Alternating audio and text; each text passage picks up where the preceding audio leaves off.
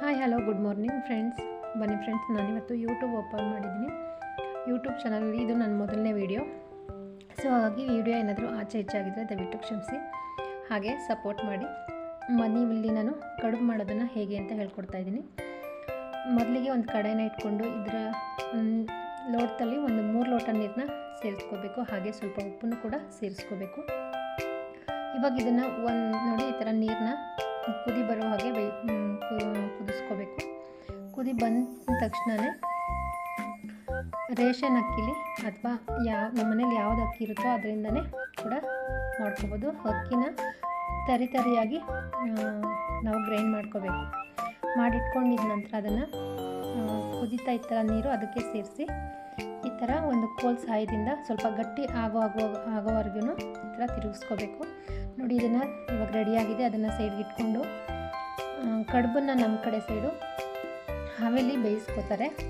ಅಲ್ಲಿ ಕಡುಬು ಮಾಡೋವಂಥ ಪಾತ್ರೆ ನಮ್ಮ ಮನೇಲಿಲ್ಲ, ಹಾಗಾಗಿ ಇಡ್ಲಿ ಮಾಡ್ತೀವಲ್ವ ಅದನ್ನೇ ನಾನಿಲ್ಲಿ ಇಟ್ಕೋತಾ ಇದ್ದೀನಿ. ಲಾಸ್ಟ್ ಪ್ಲೇಟ್ನ ಈ ಥರ ಉಲ್ಟಾ ಮಾಡಿ 1-2 ಲೋಟ ನೀರು ಹಾಕಿ ಇಟ್ಕೋತಾ ಇದ್ದೀನಿ.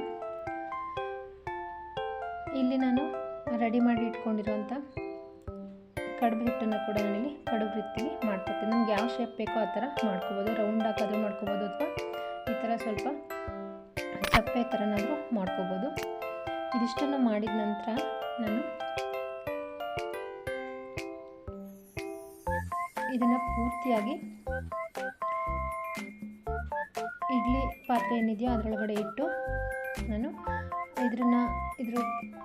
ಲಿಡ್ನ ಕ್ಲೋಸ್ ಮಾಡಿ ಒಂದು 10 ನಿಮಿಷ ಬೇಯಿಸ್ಕೊತೀನಿ. 10 ನಿಮಿಷ ಬೇಯಿಸಿದ್ರೆ ಅದು ಹವೆಯಲ್ಲಿ ಬೆಂದರೆ ತುಂಬಾ ಚೆನ್ನಾಗಿರುತ್ತೆ. ಕಡುಬು ನೋಡಿ ಎಷ್ಟು ಚೆನ್ನಾಗಿ ಅರಳ್ದಂಗಾಗಿದೆ.